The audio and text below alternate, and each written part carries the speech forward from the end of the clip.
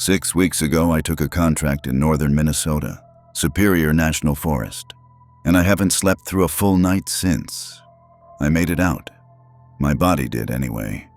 But what I saw out there, what followed me for 4 days, I can't tell the police, can't tell the Forest Service. They'd think I lost my mind to exposure, maybe early onset psychosis. So I'm telling you, and if you're smart, you'll never take a job like this, not for any amount of money. It started simple enough. Mid-November, I got a call from a cattle rancher named Ed Morrison. His spread backs up against the Superior National Forest, right where the wilderness gets serious. 40 head of cattle dead in 8 weeks. He was offering $15,000 if I could identify and eliminate whatever was killing his livestock. $15,000.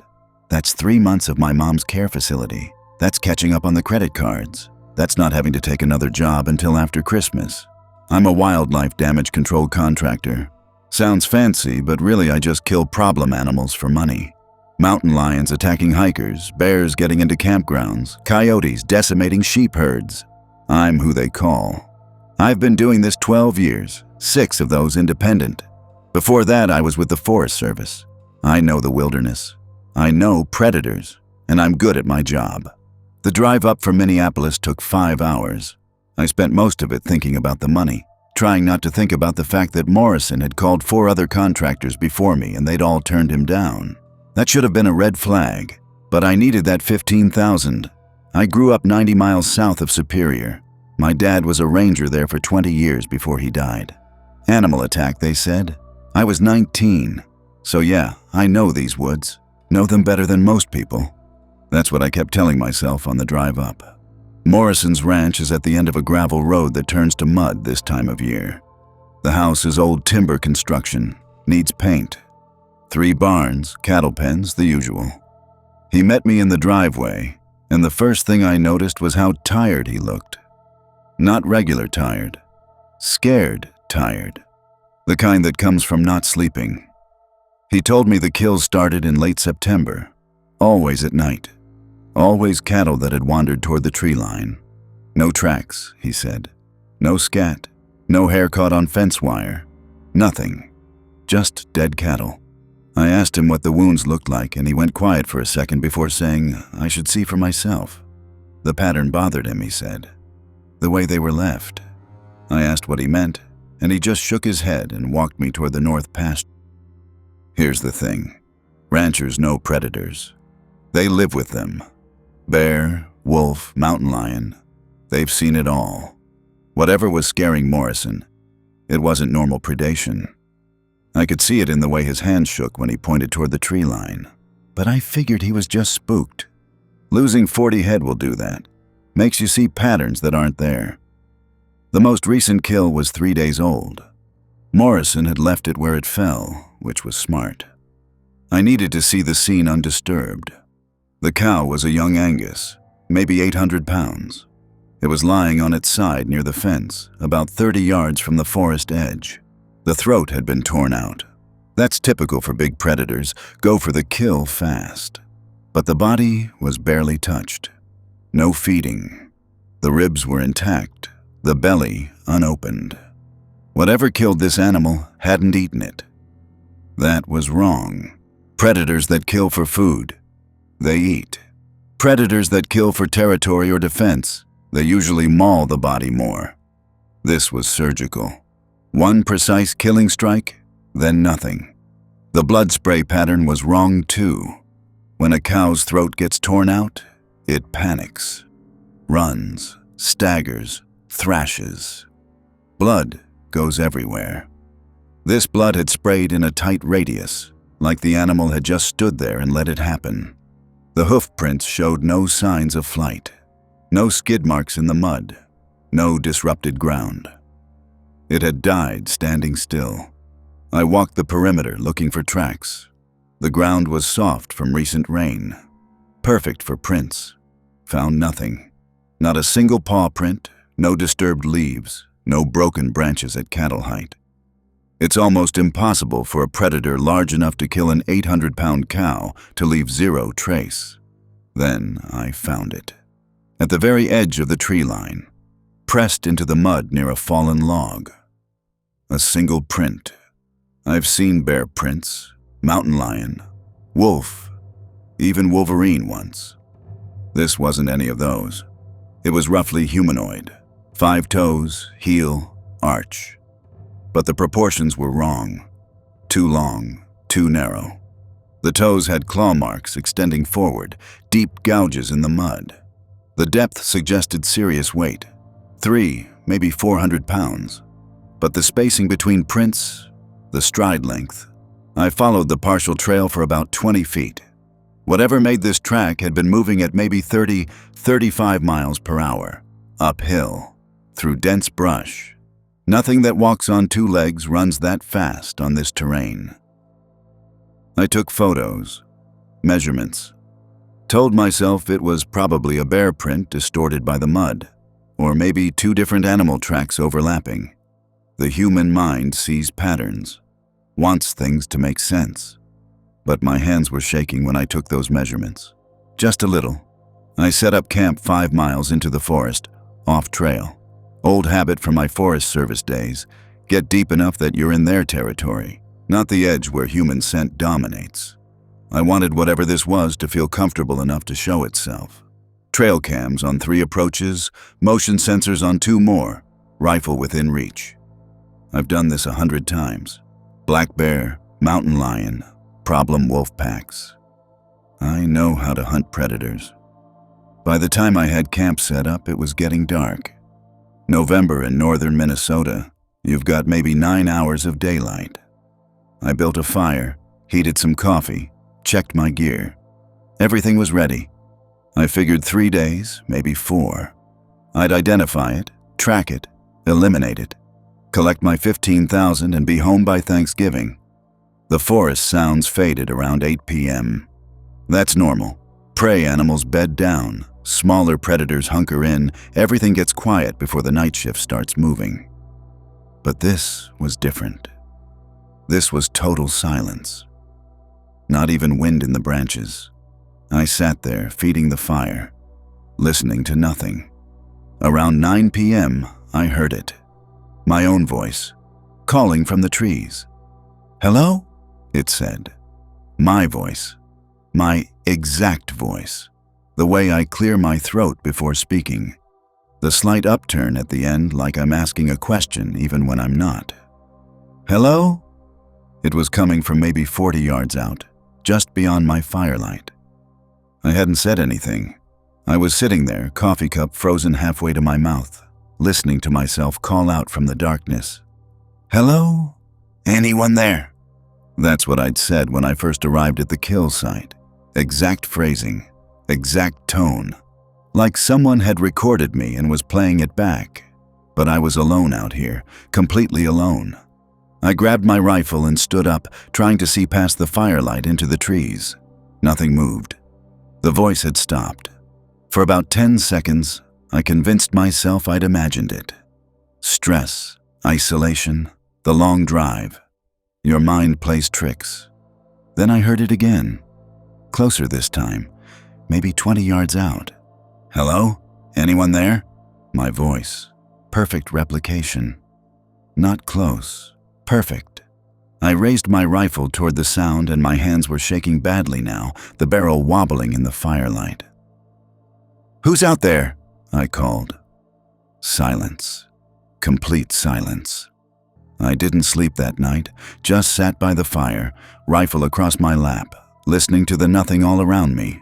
And at first light, when I checked the perimeter of my camp, I found the tracks.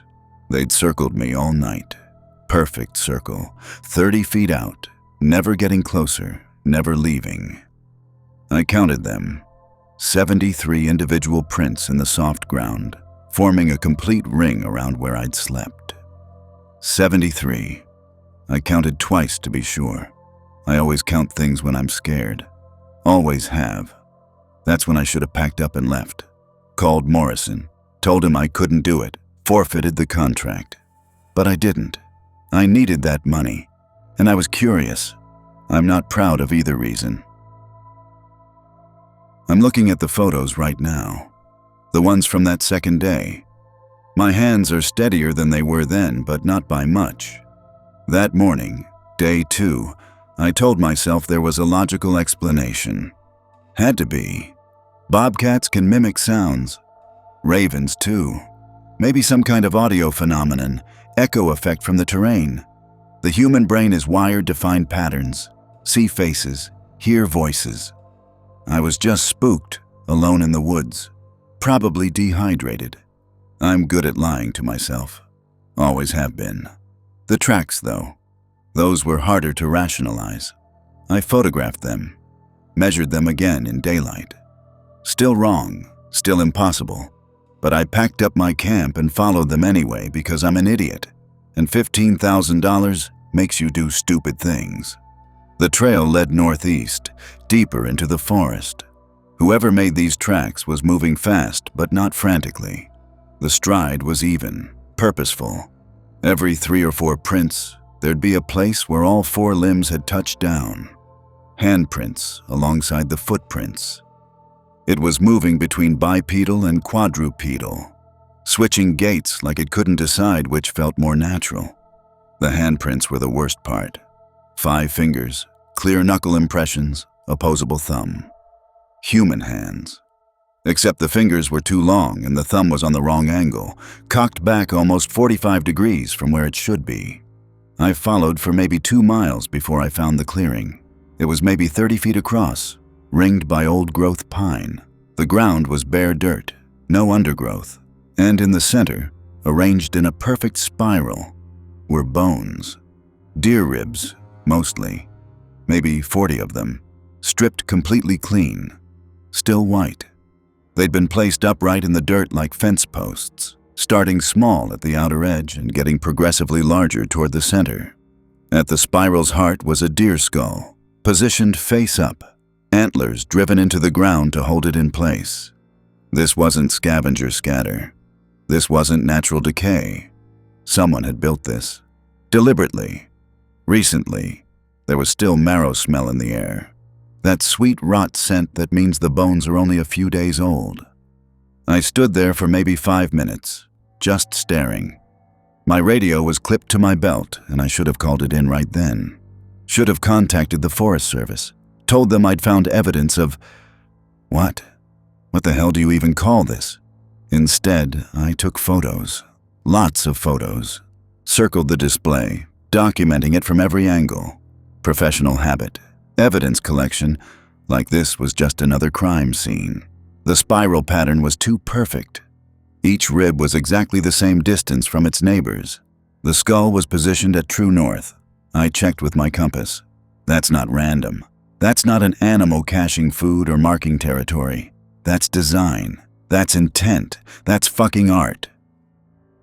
I was backing away, still taking photos, when my radio crackled. Unit 47, this is base. What's your status? The Forest Service Ranger Station checking in.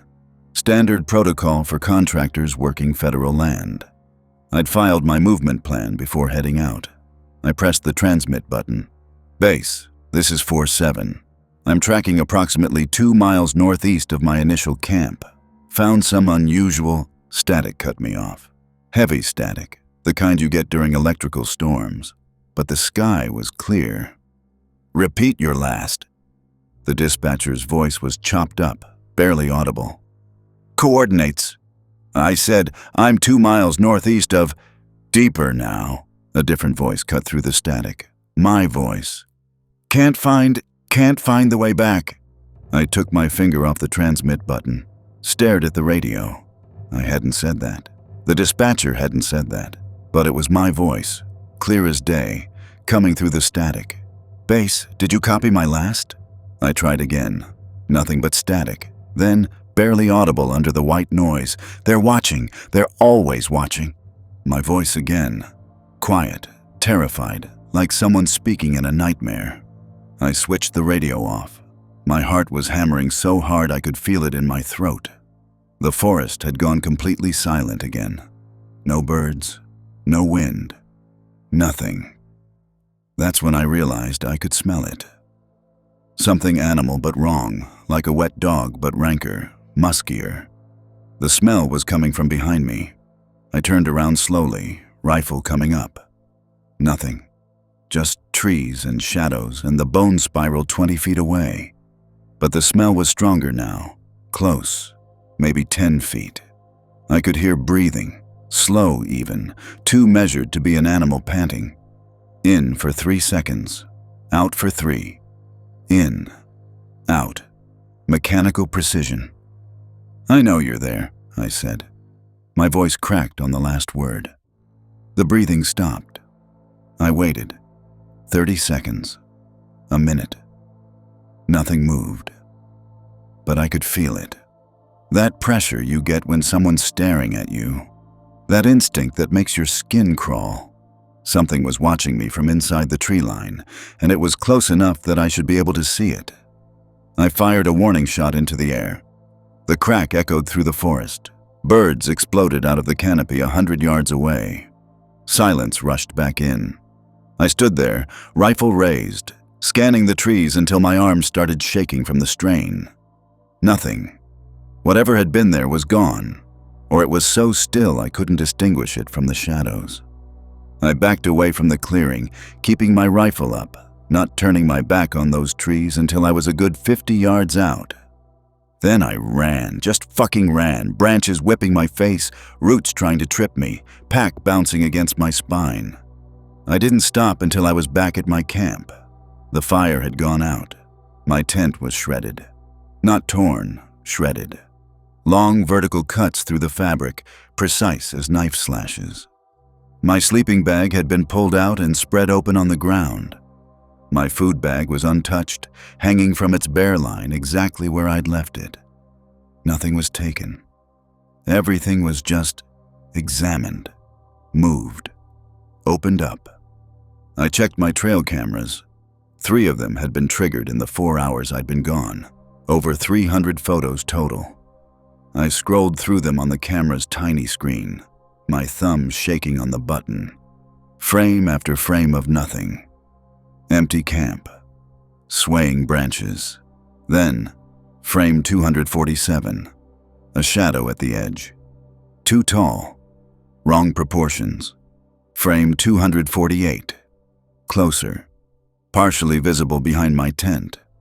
An arm, too long, reaching toward the fabric.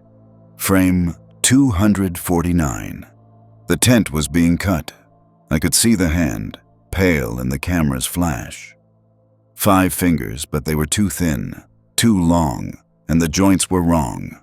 It looked like someone had stretched a human hand on a rack, pulled it until the proportions broke. Frame 250. Empty camp again. It had moved faster than the camera's 1-second interval. I went through the rest. It appeared in maybe 30 frames total, always at the edges, always in motion. Never a clear shot of its body, never its face. Just pieces. A leg, an arm, a glimpse of torso that was too narrow, ribs visible under skin that looked gray in the flash. The last photo in the sequence made me drop the camera. It was standing in my camp, right in the center, maybe 5 feet from where I'd been sleeping. Full body shot, perfectly centered. But its back was to the camera, like it knew exactly where the lens was and refused to show its face. It was tall, 7 feet, maybe more. Gaunt build, every bone visible. Arms hung down past its knees. It was wearing something, strips of fur or hide hanging from its shoulders and waist. But I couldn't tell if it was clothing or if that was its skin. At the bottom of the frame, I could see my sleeping bag. The zipper was open. It had been standing there, looking down at where I should have been sleeping. I dropped the camera and threw up, just fell to my knees and vomited into the dirt until there was nothing left. When I could breathe again, I packed. Threw everything into my pack as fast as I could, didn't care about organization or protocol. The shredded tent stayed. The trail cams stayed. I kept the one with the photos, shoved it in my jacket pocket. I had to get out. Extraction point was 8 miles south. If I moved fast, I could make it by nightfall, flag down a logging truck on the service road. I made it maybe half a mile before I found the second display. This one was arranged across the trail I needed to take. Deer bones again, but these were fresh. Still had tissue attached, still bleeding into the dirt. They'd been arranged in a line, blocking the path. Ribs planted upright like before, but these were in a row. A fence, a barrier. Beyond them, carved into the trunk of a pine tree at eye level, were marks. Long vertical scratches, 5 parallel lines. Then another set. Then another. Dozens of them, scoring the bark. Tally marks. It was counting something. Days? Kills? How many people had walked this trail? I tried to go around, circled west, looking for another route south, found another bone line, circled east, another one. It had blocked every southern route, every path back toward civilization, like it was hurting me. I checked my compass. North was clear. Northeast was clear. Deeper into the forest was clear. It was 3 p.m. 6 hours of daylight left. I could try to punch through one of the barriers, or I could go north and loop around, try to circle back south from a different angle tomorrow. Both options were bad. I went north because I'm a coward, and I didn't want to get close to those bones again. By the time I made camp that night, a different camp, no fire this time, I'd hiked 6 miles in the wrong direction, farther from the service road, farther from help, deeper into Superior National Forest, where the trails stop and the maps get vague. I sat in the dark, back against a tree, rifle in my lap, and listened to the forest. Around midnight, I heard it again. My voice, calling from multiple directions now. Different phrases, things I'd said over the last 2 days. Hello? Anyone there? I know you're there. Base, this is 4-7. 3 different locations, 3 different distances, like a conversation with myself spread out across the woods. And underneath it all, just barely audible, I could hear the breathing again. In for 3 seconds, out for 3. In, out, getting closer. Day 3. That's when I saw it. Really saw it. I'm sitting here now, 6 weeks later, and I still can't get the image out of my head. Not nightmares, just waking up at 3 a.m. and seeing it standing there in my memory. Clear as a photograph. The way it moved. The way it looked at me without looking at me. I didn't sleep that night in the dark. How could I? My voice coming from 3 directions, that measured breathing circling my position. I sat there, back against a tree, rifle across my lap, fighting to keep my eyes open. Around 4 a.m., I started talking to myself, out loud. Not because I was losing it, well, maybe I was, but because I needed to hear a voice that I was actually making. Needed to know which sounds were real. Okay, Marcus. Sun's up in 2 hours. 2 hours. You can make it 2 hours. Saying my own name felt stupid, but it helped. Grounded me. Reminded me I was a person, not just prey. When dawn finally came, gray and cold, I was so tired I could barely stand. My legs had gone numb from sitting. I'd pissed myself at some point during the night and hadn't even noticed. The front of my jeans was frozen stiff. I'm telling you that because it's the truth. Because heroes in movies don't piss themselves. But real people, when they're terrified for 8 straight hours, their bodies just stop cooperating. I gave up on going south. Whatever was out there, it wanted me to go north, and I was too exhausted to fight it anymore. So, north it was. Deeper into Superior, toward the really remote sections where even rangers don't go regularly. I figured I'd hike for a few hours, get some distance, find a defensive position for daylight, maybe sleep for an hour or 2. Then I'd try to loop back west, come at the service road from a different angle. The forest was different that morning. Quieter, if that was even possible. No birds, no squirrels, nothing. Just my boots on the frozen leaves and my own breathing, which I kept trying to slow down because I didn't want to sound like that thing. In for 3, out for 3. I forced myself to breathe irregularly. I found the fire tower around 10 a.m. It was old, maybe from the 60s. 50 feet tall, metal frame rusted orange, wooden platform at the top with a small cabin for the fire watcher. These things are all over Superior, relics from before satellite monitoring. Most of them are abandoned now, structurally unsound. The Forest Service doesn't maintain them anymore. But it was high ground, visibility, defensible, and I needed to sleep before I collapsed. The ladder was sketchy, missing rungs, rust flaking off under my hands. But I've climbed worse. I made it up to the platform, hauled myself over the edge. The cabin was small, maybe 8 by 8 feet. Windows on all sides, most of the glass broken out. Old fire spotting equipment still inside. Maps curling on the walls. A metal chair bolted to the floor. Roof was intact, which meant shelter from the wind. I could see for miles up there. Forest canopy in every direction, endless pine and bare deciduous trees. No roads, no buildings, no smoke from campfires, nothing but wilderness. I set up in the corner with the most walls, away from the windows. Ate some jerky, drank some water. My hands wouldn't stop shaking. I told myself it was just low blood sugar. Then I made a mistake. A big one. I decided to sleep. I propped the rifle against the wall next to me, set my pack as a pillow, and told myself I'd just close my eyes for 20 minutes. Just 20 minutes to take the edge off. I woke up to something climbing the ladder. The sound was wrong. Not boots on metal rungs, not the rhythm of human climbing. It was slow, deliberate, metal creaking under weight. A pause. Another creak. Another pause. It was testing each rung before putting its weight on it. I grabbed my rifle and pressed myself into the corner, trying to stay below the window line.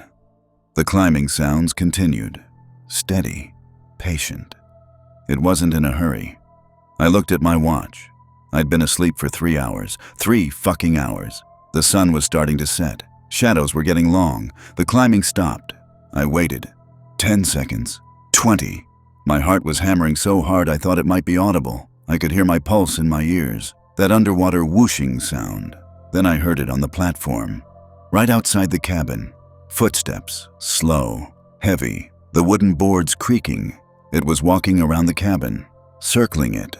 I could track its position by the sound. West side, north side, east side. Coming around to the door on the south side. The door was closed but not locked. No lock, just a simple handle. The footsteps stopped outside the door. I raised my rifle, finger on the trigger, barrel pointed at the door. If it came through, I'd shoot. Center mass. Empty the magazine. I had 15 rounds. Surely 15 rounds would stop anything. But the door didn't open. Instead, I heard breathing. Right outside. Maybe 6 inches of wood between me and it. In for 3 seconds. Out for 3. In. Out. That same mechanical rhythm. But I could hear it clearly now. There was a wet quality to it. A rattle in the exhale. Like fluid in the lungs. "I know you're there," I said. My voice sounded high and thin. "I've got a rifle. I will shoot." The breathing stopped. Silence. Complete silence. Then I heard it on the north side of the cabin. It had moved from the door to the window in complete silence. No footsteps. Just suddenly there. I couldn't see it through the window. The angle was wrong from where I was crouched, but I could see its shadow on the opposite wall, cast by the setting sun. Tall. So tall. The shadow's head touched the ceiling. The shadow moved. An arm raised. Too long. The hand at the end had too many fingers, or the fingers were too long. I couldn't tell. The shadow hand reached toward the window. I heard something scraping on the glass. Not nails, longer, scraping in a pattern. Deliberate. It was drawing something on the window. I wanted to look. Every instinct in me wanted to see what it was drawing, but I couldn't move. I was frozen in that corner, rifle raised, watching that shadow on the wall. The scraping stopped. The shadow withdrew. I heard it move to the east window. More scraping. Then the west window. Then back to the south window, right by the door. It was marking all 4 windows. Then the footsteps again. Slow. Moving toward the ladder. Going down. I listened to it descend. The same careful rhythm. Testing each rung. Taking its time. When the sound stopped, I stayed frozen for another 10 minutes. Maybe 20. I'd lost all sense of time. Finally, I forced myself to move. Crawled to the nearest window, the north one, staying low. Looked at what it had drawn. Scratched into the frost on the glass were marks. 5 vertical lines. Tally marks. I checked the other windows. Same thing. 5 marks on each one. 20 marks total. It was counting me, adding me to whatever total it was keeping.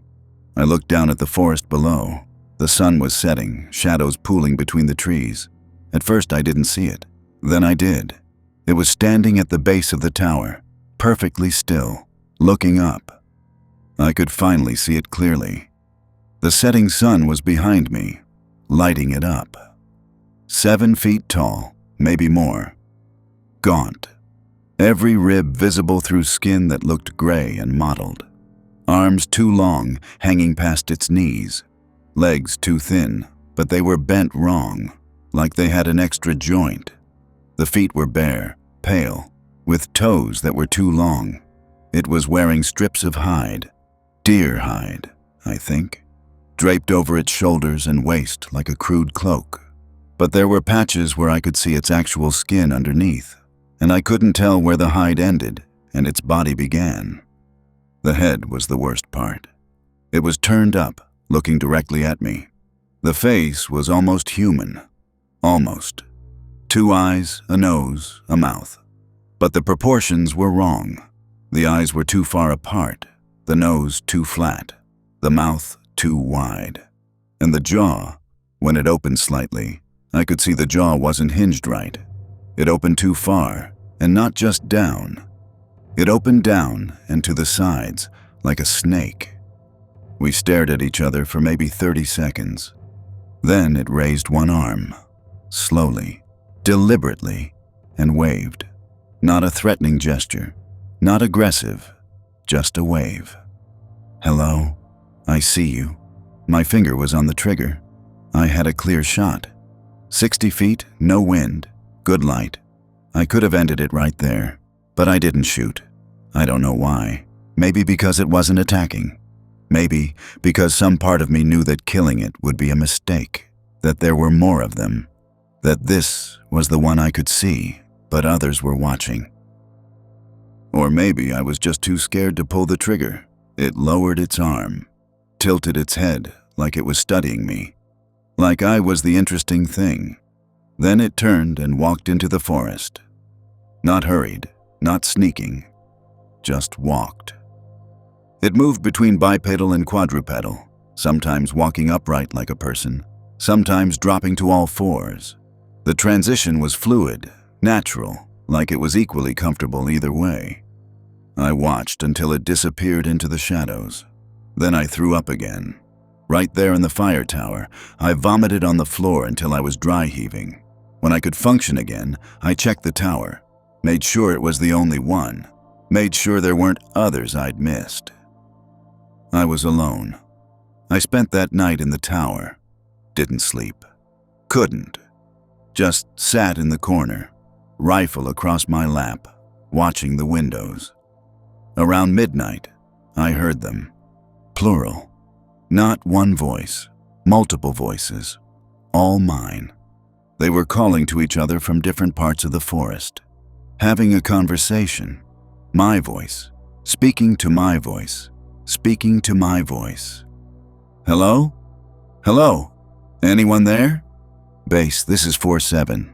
I know you're there, back and forth. Different directions, different distances, 3 of them at least, maybe more. And the worst part? They were getting the inflections right, the pauses, the rhythm. It wasn't just mimicry anymore. They were learning how to use language, how to communicate. They were talking to each other using my voice. Around 3 a.m., one of them climbed the tower again. I heard it on the ladder. Slow, careful. It reached the platform and I heard it walking around the cabin, but it didn't try to come in, just walked around, circled 3 times, then climbed back down. 15 minutes later, a different one climbed up. Did the same thing, 3 circles, climbed down, then a third one. They were taking turns, observing me, learning. By dawn, I'd counted 5 separate climbing visits. 5 of them, at least 5. When the sun came up, I looked out the windows. The forest floor around the base of the tower was covered in tracks. Dozens of them, maybe hundreds, all different sizes. They'd surrounded the tower during the night, all of them. Standing there in the dark, looking up. And on the platform outside, right by the door, I found something. A rabbit, fresh killed, skinned and cleaned, laid out carefully on a flat rock. Another offering. They were still feeding me.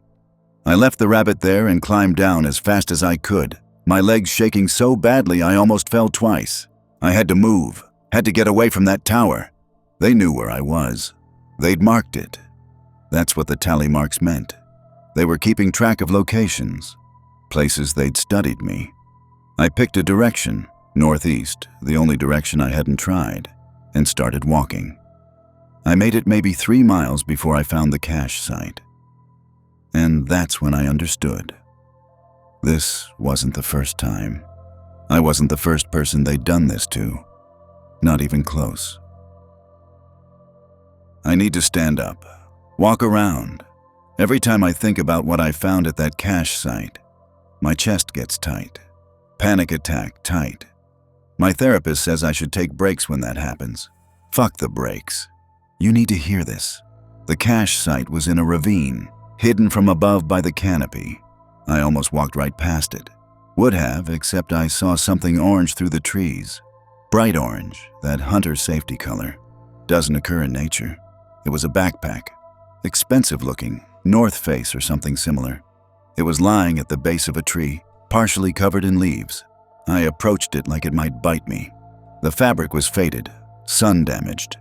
This thing had been out here for years. I opened it with shaking hands. Inside, water bladder, cracked and dry. Compression sack with a mummy bag inside, still good. First aid kit, the supplies expired in 2009. And at the bottom, a wallet. Driver's license for James Kershaw, Minnesota issue. Dated 2008. Date of birth made him 34 when the license was issued. So he'd be, I did the math, 51 now, if he was still alive. But he wasn't. I knew that before I found the rest. I looked around the ravine. Once I knew what I was looking for, I saw them everywhere. A rusted rifle propped against a tree, barrel warped. A torn jacket, the kind rangers wear, the patches still visible. A water bottle, a camping stove, a hunting knife with the blade snapped off. And bones, scattered in the leaves. Femur, ribs, skull fragments. This was where they brought them. The ones who came before me. I found 4 more backpacks, 4 more IDs, 4 more sets of remains. James Kershaw, 2009. Michael Torres, 2001. Sarah Chen, 2015. That one hurt. Same last name as me. No relation, but still. David Brennan, 1993. I stood there in that ravine, surrounded by the gear of dead people, and tried to understand what I was looking at. A pattern.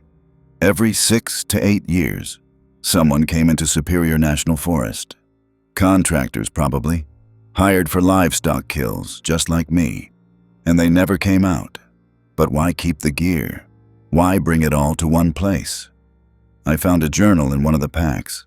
Sarah Chen's.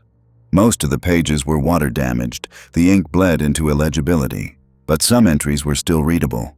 I'm going to read you exactly what she wrote.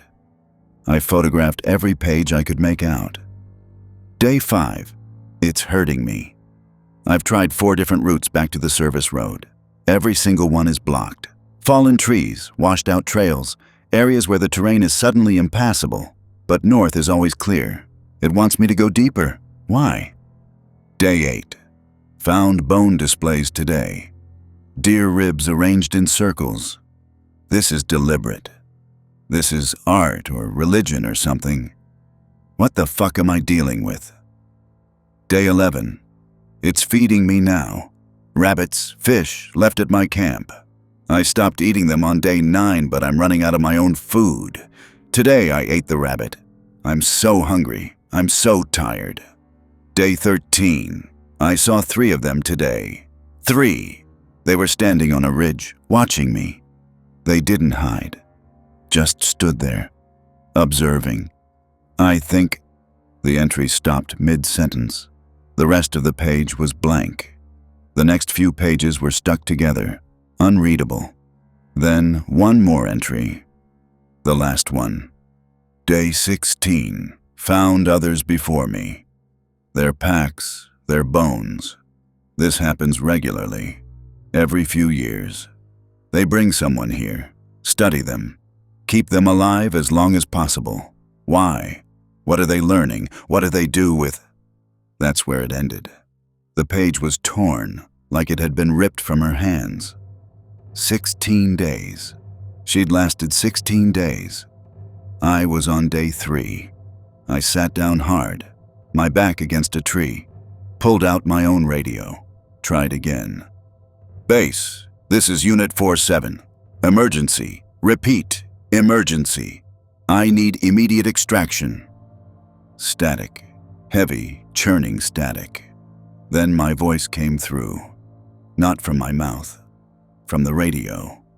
Base, this is 47. All clear. Just wildlife. Heading back tomorrow. I stared at the radio. That's what it had said before. That's the message it had sent while I was at the bone spiral. That's not me, I said into the radio. That's not me. I need help. There's something out here, multiple... Oh!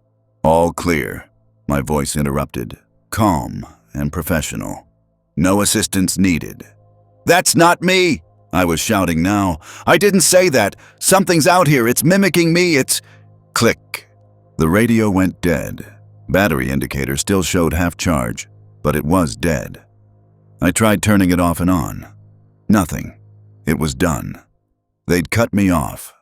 However they were doing it, they'd severed my communication. No one was coming to help. No one even knew I needed help. I was alone. I went through the packs more thoroughly.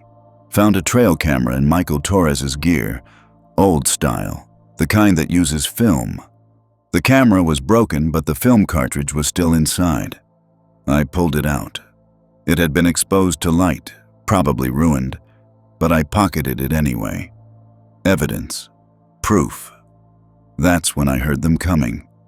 Not sneaking, not hiding, just walking through the forest toward me, branches cracking under their weight. I grabbed my rifle and looked around. The ravine had steep sides, only 2 ways out, north and south. The sounds were coming from the south. I went north, scrambling up the slope, using tree roots as handholds. Behind me, I could hear them entering the ravine, multiple sets of footsteps. I made it to the top and looked back.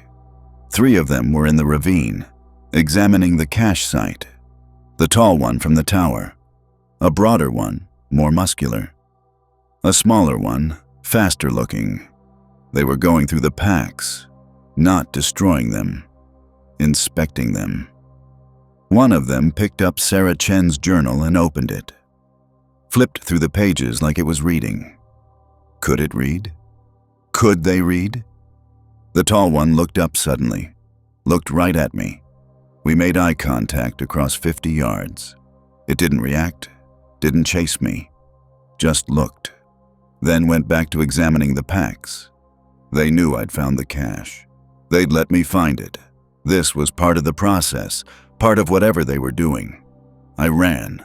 Didn't care about direction anymore, didn't care about conserving energy. Just ran. I don't know how long, an hour maybe, until my lungs were burning and my legs were shaking and I couldn't take another step.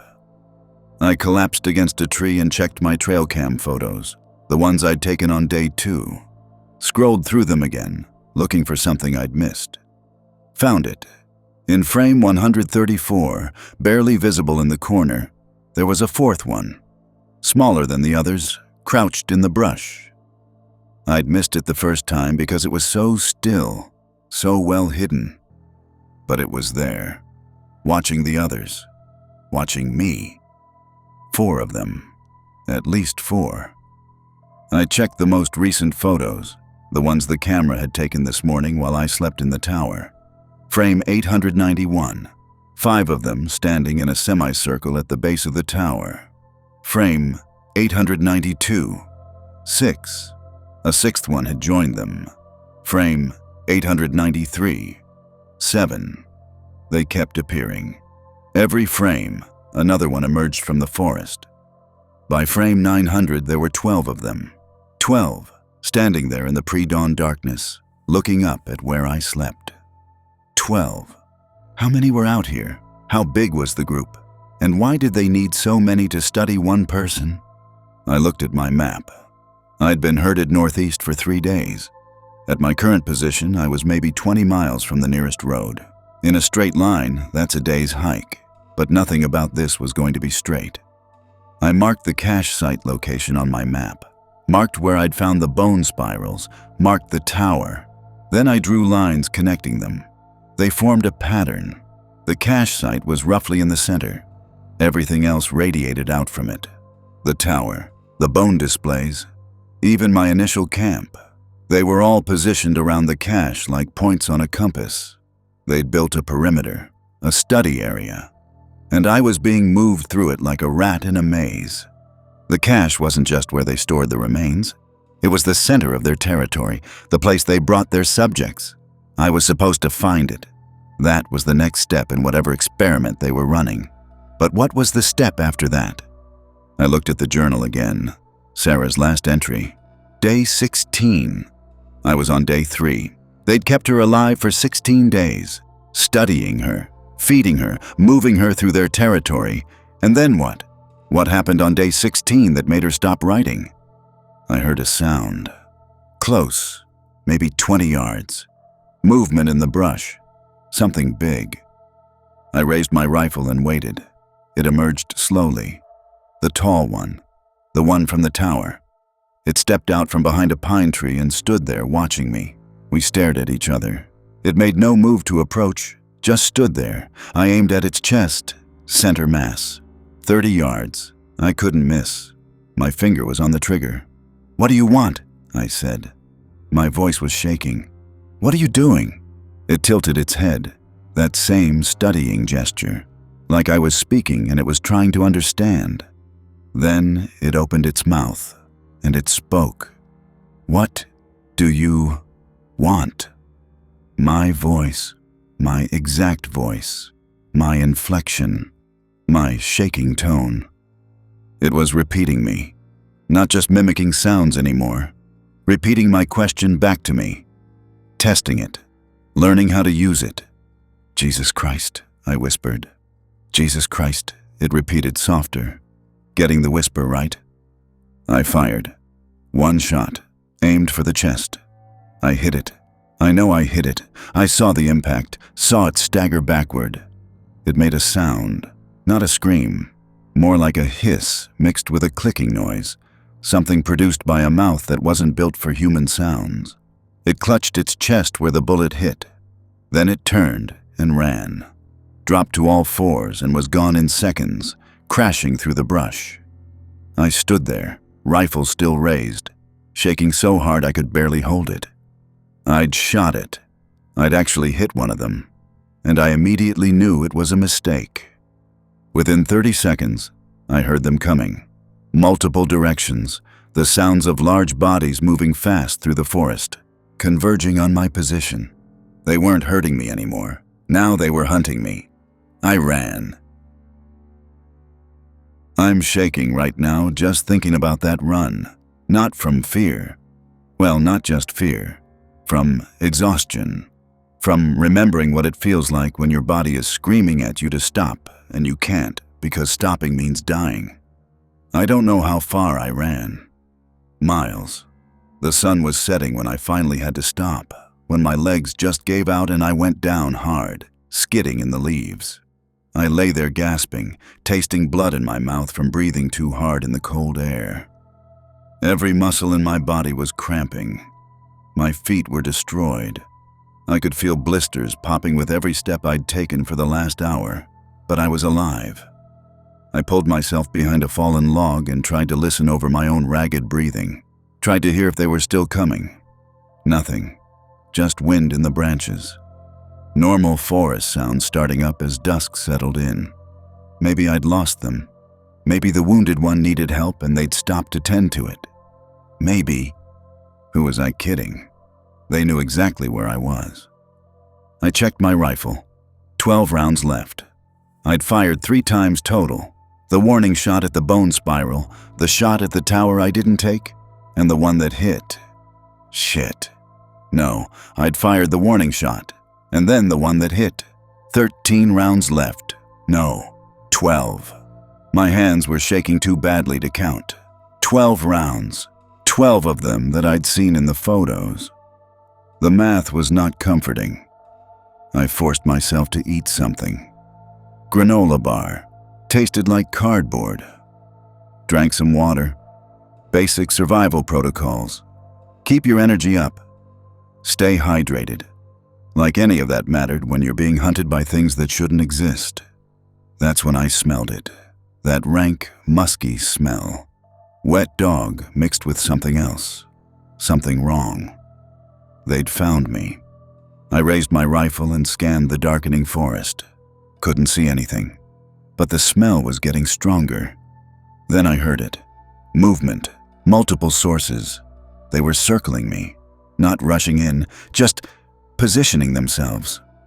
I could hear them in the brush, 30 yards out, 40 yards, 20 yards, all around me. I can hear you, I said, trying to sound braver than I felt. I know you're there. Silence. The movement stopped. Then, from my left, maybe 25 yards out, I can hear you. My voice. One of them, repeating me. From my right. I know you're there. Another one. Different position. Behind me. I can hear you. I know you're there. They were using my words. Practicing, getting better at it. What do you want? I shouted. Silence for a beat. Then, from directly in front of me, maybe 15 yards. What do you want? Perfect replication. Not just the words, the fear in my voice, the desperation. It had captured it exactly. I fired toward the sound. The muzzle flash lit up the forest for a split second. I saw it, the tall one, standing behind a tree. The bullet hit the trunk, bark exploding. It didn't run. It just stepped behind the tree. Calmly, like it knew I'd missed. "Fuck you!" I screamed.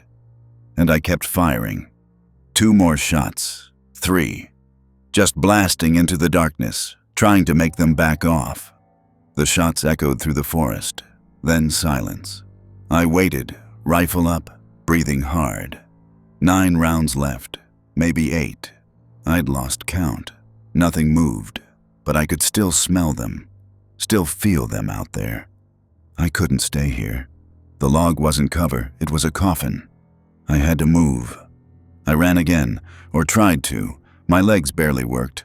I was stumbling more than running, using trees to keep myself upright. I made it maybe 100 yards before I saw the fire. A campfire, burning in a small clearing ahead. Orange light flickering through the trees. I stopped, stared at it. That made no sense. There was no one out here. Just me and them. Unless it was a ranger. Another hiker. Someone. "Hello?" I called out, moving toward the fire. "Is someone there? I need help." I burst into the clearing. Empty. No tent, no gear. Just a fire, burning in a ring of stones. And next to the fire, arranged carefully on a flat rock, was food. Fish. 3 of them, gutted and cleaned. Still fresh. Next to them was a rabbit, skinned and dressed, and a pile of what looked like berries in a birch bark container. They'd built me a fire, left me food. They were still feeding me. I stood there, staring at it. They'd just been hunting me. I'd shot one of them, but they'd stopped to build me a fire and leave me dinner. What the hell were they doing? I was so hungry. 3 days on, nothing but granola bars and jerky. The fish looked good, smelled good. I picked one up, still warm. They'd cooked it. They'd built a fire and cooked fish and left it for me. I bit into it before I could stop myself. It was good, perfectly cooked. I ate all 3 fish and the rabbit and most of the berries, stuffing food into my mouth like an animal. Only after I'd finished did I realize what I'd done. I had accepted their offering. I had eaten their food. I had let them feed me, just like Sarah Chen. Day 11. Today I ate the rabbit. I'm so hungry. I was following the pattern, doing exactly what the others had done. They were conditioning me, training me like you'd train a dog, and I was letting them. I sat by their fire, full and exhausted, and laughed. Actually laughed. It came out high and broken, not quite sane. Okay, I said to the darkness. Okay, you want to study me? Fine, study this. I picked up a burning branch from the fire and threw it into the dry brush at the edge of the clearing. Then another. If they wanted to observe me, I'd give them something to observe. The brush caught fast. November dry leaves, dead wood. The fire spread in seconds, climbing up into the lower branches. Come on! I was screaming now, feeding more branches into the spreading flames. You want to see what I do? This is what I do, I burn it down. The fire was getting bigger, too big. The heat pushed me back. Smoke billowed up into the canopy. I heard them, sounds of alarm, not words. Clicking, hissing sounds. They were calling to each other. The fire was spreading fast now, jumping from tree to tree. I ran, used the fire as cover, ran in the opposite direction from where I'd heard them. My lungs were already raw from the cold and exertion. Now I was breathing smoke, but I kept running. The fire gave me light to see by, and maybe it would bring rangers.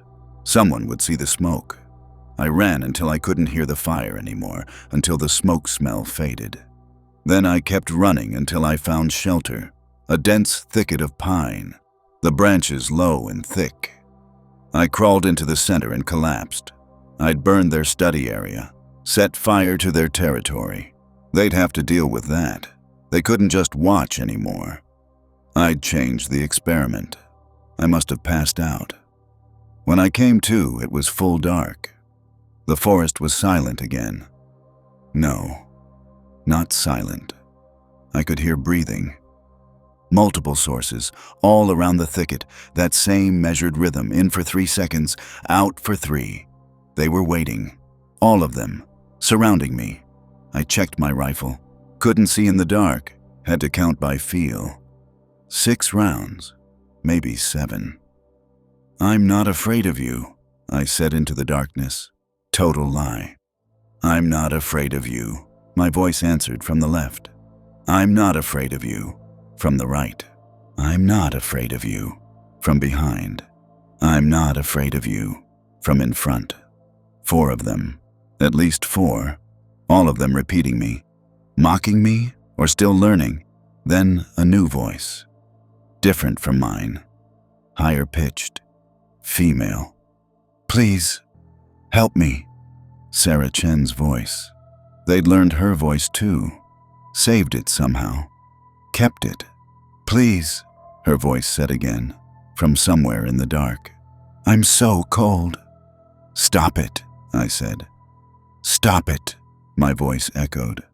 Please help me. Sarah's voice, pleading. I don't want to die here. Another voice, male, probably one of the other victims. They were cycling through voices now, building sentences from recordings, communicating with me using the words of everyone they'd studied. What are you? I shouted. Silence. Then, from directly in front of my thicket, maybe 5 feet away, What are you? My voice, asking me the same question I'd asked them. I raised my rifle toward the sound, but I couldn't see anything through the branches. I'm human, I said. I'm a person. What are you? I'm human. I'm a person. It was repeating me exactly, but there was something wrong with the inflection now. It wasn't quite matching, like it was losing focus. Then I heard something else, a wet, ragged sound. Breathing, but wrong. Labored. Painful. The one I'd shot. It was close. I could hear it struggling. The others were bringing it here, showing me what I'd done. I'm sorry, I said. I don't know why. It just came out. I'm sorry. I didn't want to. I'm sorry, my voice interrupted. I'm sorry. I'm sorry. Multiple voices now, all saying it, all repeating my apology. Then the labored breathing stopped. Complete silence.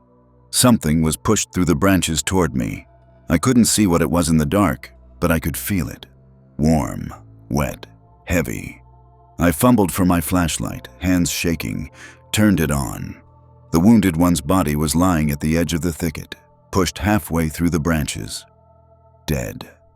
The bullet hole in its chest was visible, dark blood soaked into the gray skin.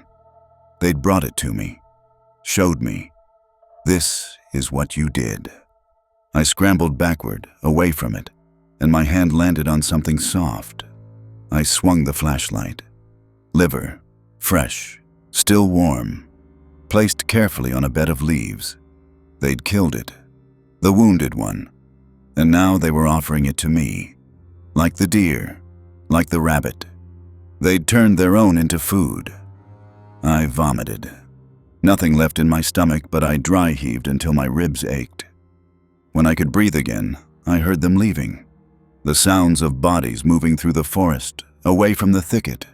All of them, going back to wherever they went, leaving me alone with the body and the offering. I didn't sleep that night, just sat there in the dark, as far from the body as I could get, rifle across my lap, waiting for dawn. When the sun finally came up, the body was gone. So was the liver. But next to where they'd been, scratched into the dirt, were marks. 5 vertical lines, a tally mark, and next to it, something new. A circle with a line through it. An X? A cancellation? They'd marked me, changed my status. I wasn't part of the study anymore. I was something else now, and I had no idea what that meant. I'm looking at my hands right now, 6 weeks later, and I can still see the scars. Frostbite took the tips of 3 fingers on my left hand. The doctors said I was lucky to keep them at all. Funny thing about luck, I don't feel lucky. Day 4, that's when I understood what they were. Not what they were biologically, I still don't know that, but what they were doing. Their purpose. Shepherds. That's the only word that fits. And I was livestock. The morning after the fire, after they'd taken the body back, I tried to orient myself. My compass was still working, but my map was useless. I'd gone so far off any marked trail that I was navigating by terrain features alone. I needed to go west. West was where the forest thinned out eventually, where logging roads started appearing. West was civilization. Every direction I tried, I found barriers. Not the bone fences this time. They'd upgraded. Fallen trees, too fresh to be natural. Washouts across paths that should have been dry this time of year. At one point, I found a boulder blocking a narrow passage between 2 rock faces. A boulder that was sitting on top of disturbed ground, like it had been rolled there recently. They were physically altering the terrain, moving obstacles, changing the landscape to control where I could go. North and northeast were always clear, always passable. They were still hurting me, but now it felt different, more urgent. The leisurely study period was over. Now they wanted me somewhere specific. So I went north because what choice did I have? Around noon, I saw one of them. It was standing on a ridgeline maybe 60 yards away. just standing there, watching me, not hiding. It was the broader one, the muscular one I'd seen at the cache. When I stopped walking, it didn't move. When I started again, it moved parallel to me, keeping pace, staying visible, an escort, a guard, making sure I went the right direction. I raised my rifle, aimed at it. It just stood there, didn't run, didn't react, like it knew I wouldn't shoot, or like it knew shooting wouldn't matter.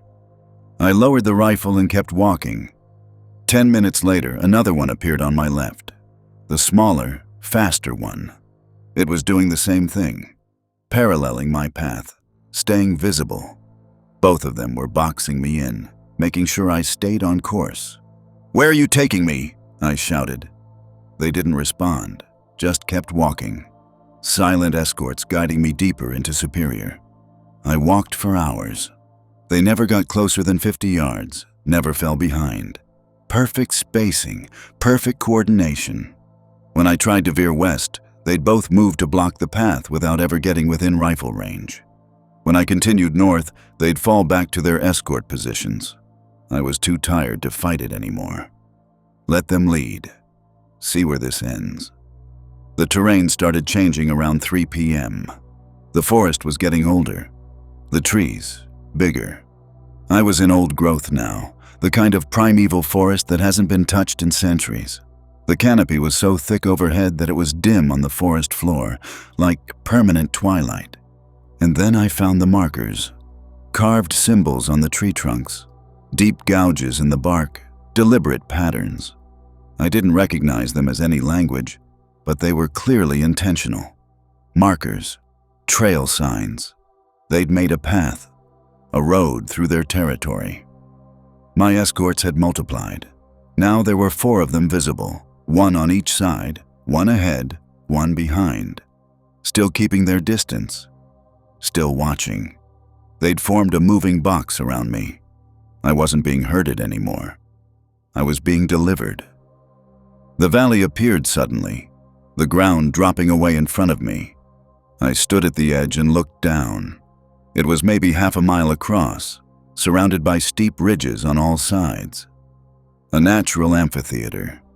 At the center was a structure, logs arranged in a conical shape, maybe 15 feet tall, covered with hides and bark.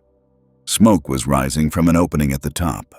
Around the structure, arranged in circles, were bones, lots of bones, skulls on posts, ribs forming fences, femurs stacked in pyramids. Some were old and bleached white, others were newer, still stained.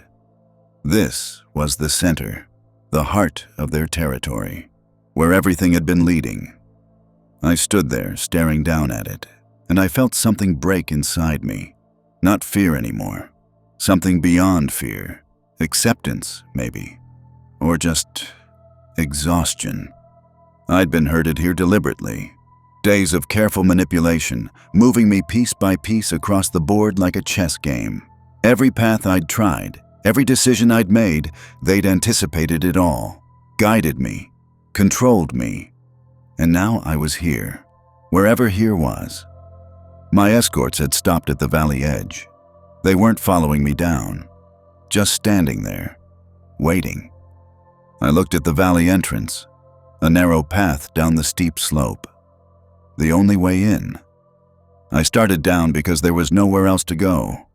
The path was steep and treacherous, loose rocks and exposed roots. I had to use my hands to keep from falling. About halfway down, I stopped to catch my breath and looked back up. 7 of them now, standing at the ridgetop, silhouetted against the sky, all watching me descend, still not following. They didn't need to follow. The valley had only one way in and one way out, and they controlled it. When I reached the valley floor, I stopped and looked around. The structure was about 100 yards away, the smoke still rising from it. The bone arrangements were everywhere, forming patterns I couldn't understand. Some looked like the spiral from days ago. Others were linear, geometric. All of them were deliberate. This was a place of significance. Sacred? Scientific? I didn't have the vocabulary for what I was seeing. I walked toward the structure, My boots crunched on gravel and small bones. The smoke from the structure smelled wrong. Not wood smoke. Something else. Organic. Musky. 30 feet from the structure, I found the skulls. 8 of them. Human skulls. Arranged in a row on a flat shelf of rock, facing outward like an audience. Behind each skull was a marker. Stones stacked in varying heights. Dates. Numbers. I counted the stones. 8, 6, 8, 7, 6, 8, 8, 6. Years between them. The gaps. 1993 to 2001. 8 years. 2001 to 2009. 8. 2009 to 2015. 6. This was everyone. All the people who'd come before me. David Brennan, Michael Torres, James Kershaw, Sarah Chen, and 4 others whose names I'd never know. They'd brought them all here eventually. This valley, this structure, and they'd kept the bones, displayed them, preserved them. Not trophies. Something else. Something worse. I heard a sound behind me and spun around, rifle up. 3 of them had entered the valley. The tall one, the broad one, the small, fast one. They were walking toward me slowly, evenly spaced. Not threatening, just approaching. I backed up until I was against the rock shelf with the skulls. Nowhere else to go. They stopped 10 feet away, formed a semicircle, just standing there, watching me with those eyes that were almost human but not quite. "What do you want?" My voice cracked. "Why did you bring me here?" The tall one tilted its head. Then it raised one arm and pointed at the structure. It wanted me to go inside. "No," I said. "No, I'm not going in there." It pointed again, more insistent. "Fuck you, I'm not—" All 3 of them stepped forward at once. Not attacking, just closing the distance. 5 feet now. I could smell them. That musk, that wrongness. Up close, it was overwhelming, made my eyes water. The tall one reached out slowly, its hand, those 2 long fingers with too many joints, extended toward me. I jerked back, hit the rock shelf. The skulls rattled. It touched my shoulder. Gentle, almost careful. The hand was warm. I could feel the heat through my jacket. It was trying to guide me, herd me, move me toward the structure like you'd move livestock into a pen. "Please," I said. I was begging now, didn't care anymore. "Please don't make me go in there." It tilted its head again, that same studying gesture. Then it opened its mouth. "Please," it said in my voice. "Please don't make me go in there." Perfect replication.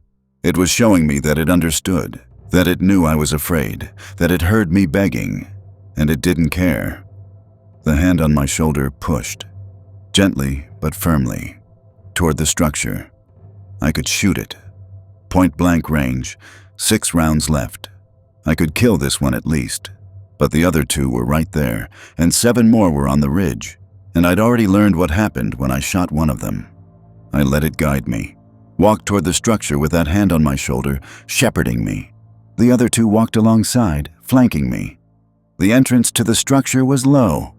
I had to duck to get through. Inside, it was dark. The smoke made my eyes burn. The smell was overpowering.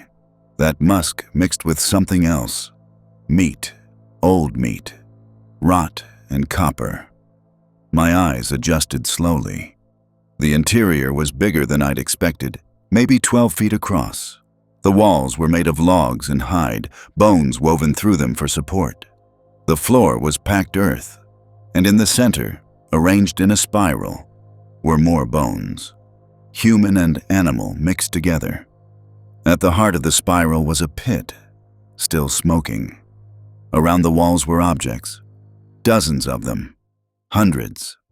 Artifacts arranged on crude shelves made of sticks and bark, backpacks, knives, compasses, water bottles, radios, cameras, All the gear from previous subjects, brought here, displayed like a museum, and among them, other things, older things. A rusted musket from centuries ago, clay pots, stone tools, leather goods rotted almost to nothing. This had been happening for a long time, longer than the 8 skulls outside suggested. This was ancient, generational. I heard something behind me and turned. All 3 of them had entered the structure. They were standing between me and the exit, blocking it. The tall one moved to the wall and picked something up. A journal. It held it out to me. Sarah Chen's journal. The one from the cache. They'd brought it here. I took it with shaking hands, opened it to the last entry, the one that had been torn off mid-sentence. But there were more pages. Pages I hadn't seen at the cache because they'd been stuck together. Now they were separated, laid out flat, like they'd been deliberately preserved. I read the last entry, the real last entry. Day 19, they brought me to the valley, to the structure. Inside I found evidence of all the others. This has been happening for centuries. They're not animals, they're not monsters. They're researchers, anthropologists, studying us like we study apes, taking notes, keeping records. They've been watching humans for generations, trying to understand us, and we're the specimens. They're showing me everything, all the artifacts, all the data. They want me to understand. Why? Are they asking permission, seeking approval, or just documenting our reaction to learning the truth? I'm not leaving this valley. I know that now. No one leaves. They keep us. Add us to the collection. I'm going to be skull number 8. And someday, someone will come after me and find my bones arranged with the others. Maybe they'll read this. Maybe they'll understand before it's too late. If you're reading this, they're not trying to kill you. They're trying to understand you. But the result is the same. That's where her writing ended. I looked up. All 3 of them were watching me, waiting for my reaction, studying my face as I processed what I'd read. They wanted me to know, wanted me to understand what they were doing. This was part of the process, the revelation, showing the subject the full scope of the experiment. I looked at the artifacts on the walls, centuries of human objects, centuries of subjects brought here, studied, kept, added to the collection. The tall one reached out again, touched my hand, drew a finger across my palm, tracing a pattern. 5 lines, a tally mark. It was marking me, adding me to the count. No, I said. My voice was barely a whisper. No, I'm not staying here. I'm not. It opened its mouth and made a sound. Not words. A clicking, whistling sound. Calling. From outside, I heard answering calls, more of them. Coming to the structure, I was out of time, out of options. The hand was still on mine, still tracing that pattern. 5 lines, claiming me. I did the only thing I could think of. I ran, shoved past them, threw myself at the entrance, scrambled out into the valley. Behind me, I could hear them moving, that clicking sound getting louder. I ran for the valley entrance, the narrow path up the slope. My legs were screaming, lungs burning, but I ran anyway because stopping meant staying. Staying meant becoming skull number 9. Halfway up the slope, I looked back. All of them were in the valley now. Not just 3. All of them. 12, 15, 20. They kept emerging from the forest, gathering at the valley floor, all of them standing there, watching me climb. They weren't chasing me. They were letting me go. But why? I still wake up running. That's what the nightmares are. Not the valley, not the structure, not their faces. Just running. My legs pumping, lungs burning, and the knowledge that they're behind me even though I can't hear them. That's what my brain is latched onto. The running. My therapist says it's because that's when I still had agency, still had control. Everything before that, I was being moved, positioned. But running was mine. I made it to the ridge top without looking back again. Couldn't afford to. If I saw them coming, I'd freeze. So I just climbed, hand over hand, pulling myself up the slope using roots and rocks. At the top, I risked one glance back. They were still at the valley floor. All of them. Maybe 25, maybe 30. I'd lost count. They were just standing there in a loose group, watching me. Not pursuing, not calling out, letting me go. I didn't wait to figure out why. I ran. My rifle was still strapped to my back, but I'd lost my pack somewhere on the slope. Didn't matter. I had the rifle, 6 rounds, and the clothes on my body. That was enough. That had to be enough. I ran west. Finally west. Toward where I thought the logging roads would be. The escorts were gone. No more barriers. The forest was just forest again. No arranged bones, no carved markers, no evidence of them at all. It was like I'd crossed a boundary, left their territory. They weren't following because I'd escaped their study area, or they weren't following because they'd gotten what they wanted. That thought made me run faster. I don't know how long I ran. Hours. The sun was setting, painting the forest red and gold. My legs had gone past pain into numbness. I'd stopped feeling the blisters, stopped noticing the cold. My body was just a machine that moved forward. I hit the creek around dusk.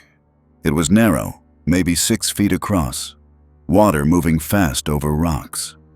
I stood on the bank, gasping, trying to decide if I could jump it, or if I needed to find a crossing. That's when I heard it. Behind me, maybe 100 yards back. Footsteps, multiple sources. Coming fast, they'd changed their minds, or I'd triggered something by leaving, or this was always the plan. Let me run, then pursue. I jumped the creek, slipped on the far bank, went down hard on my hands and knees, scrambled up and kept running. The footsteps were getting closer. I could hear them crashing through brush, not careful anymore, not silent, just fast. I came over a rise and saw it below, a narrow canyon, maybe 30 feet deep, rock walls on both sides. A stream ran through the bottom. There was a way down on my side, a steep path that looked like game trail. No choice. I went down. The path was treacherous, loose scree sliding under my boots. I was half falling, using my hands to slow myself. Behind me, I heard them reach the canyon edge. I looked up. 4 of them, silhouetted against the darkening sky, looking down at me. I reached the canyon floor and ran. The stream bed was rocky, uneven.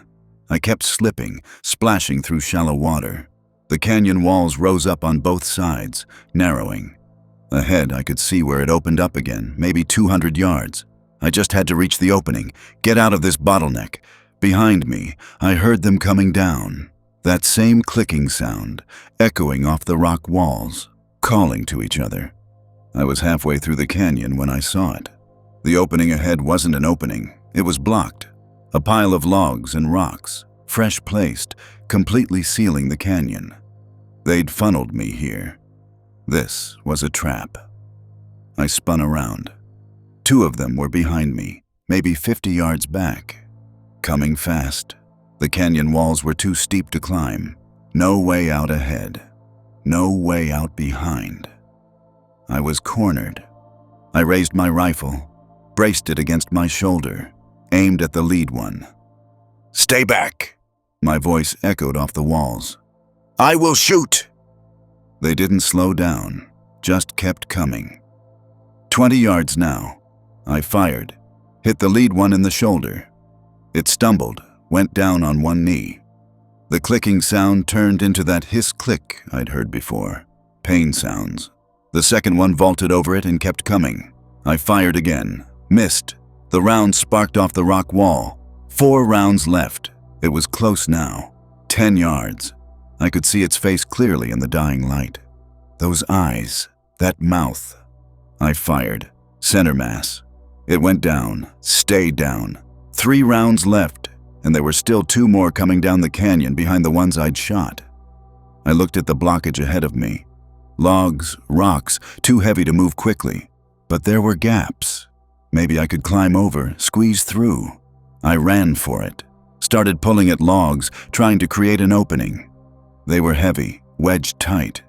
My hands were bleeding, splinters driving into my palms. Behind me, the clicking got louder. They were close. I pulled one more log free and there was a gap. Small, maybe barely big enough. I dove through, felt rocks scraping my back, tearing my jacket. I was halfway through when something grabbed my leg. I looked back. One of them had reached through the gap, its hand, those 2 long fingers, wrapped around my ankle. It was pulling, trying to drag me back through. I kicked, smashed my free boot into its wrist. It didn't let go. I kicked again, harder, connected with its face, felt something crunch. It made that hiss-click sound and let go. I dragged myself through the gap, fell out the other side, scrambled to my feet. I was through. I'd made it through the blockage, but when I looked up, my stomach dropped. 3 more of them were waiting on this side. They'd been here the whole time. This wasn't just a trap, it was a test.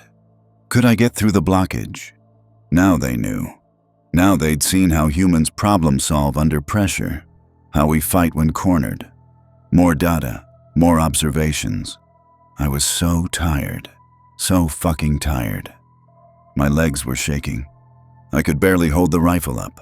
The 3 in front of me weren't advancing, just standing there, watching, waiting to see what I'd do next.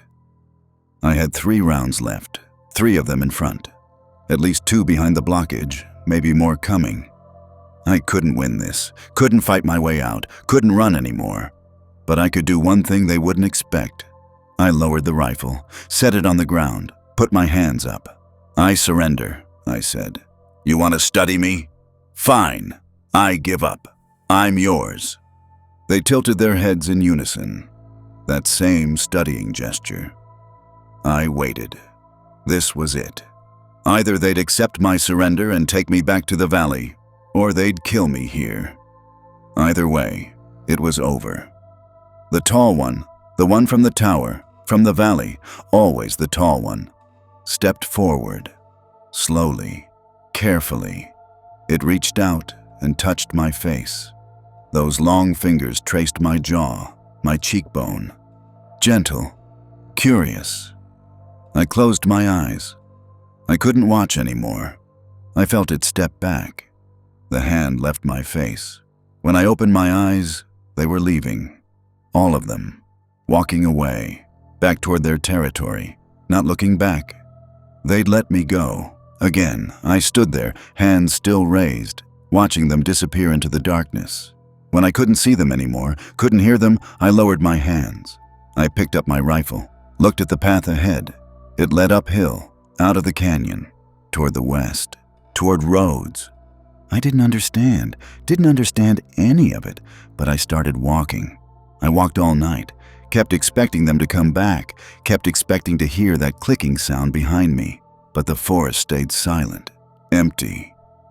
Around dawn, I smelled smoke, not wood smoke, diesel, exhaust.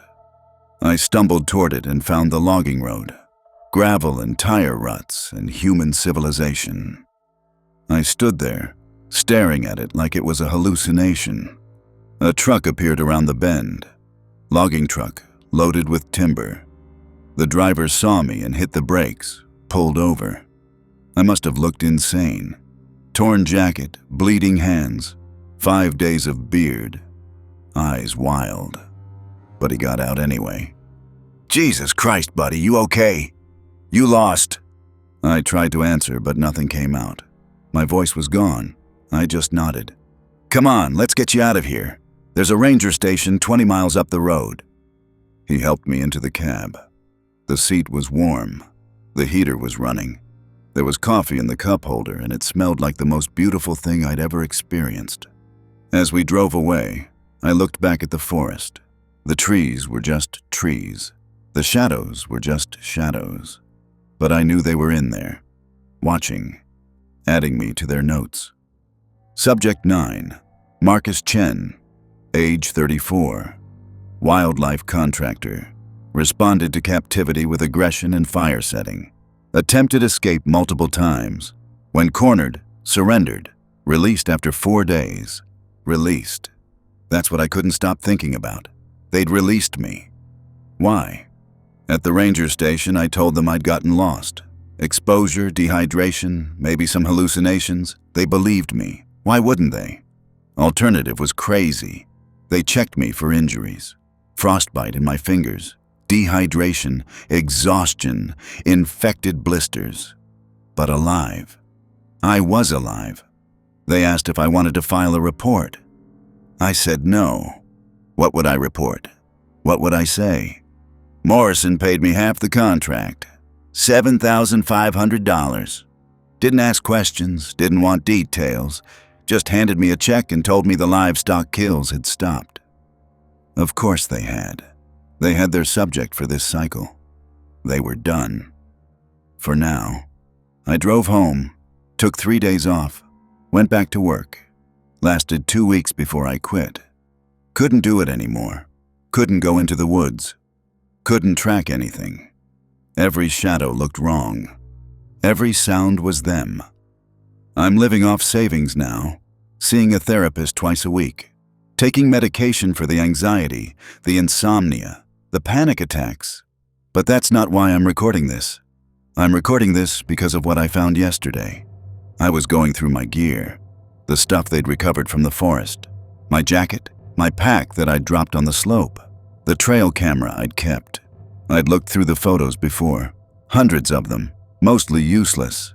But yesterday I was bored, or maybe just torturing myself, so I looked again. And I found photos I'd missed, at the very end of the memory card, taken after I'd left the camera behind. They'd found it, picked it up, figured out how it worked, and they'd taken pictures of themselves. Dozens of photos, clear, well-framed shots. Not accidents, not random trigger events. Group photos, all of them together, arranged in rows. Looking at the camera, almost like they were posing. Individual portraits, close-ups of their faces, clear enough to see details I'd missed, the texture of their skin, the structure of their eyes, the way their mouths hinged. And in one photo, the last one, they'd done something different. They'd arranged objects in front of the camera, human objects from their collection.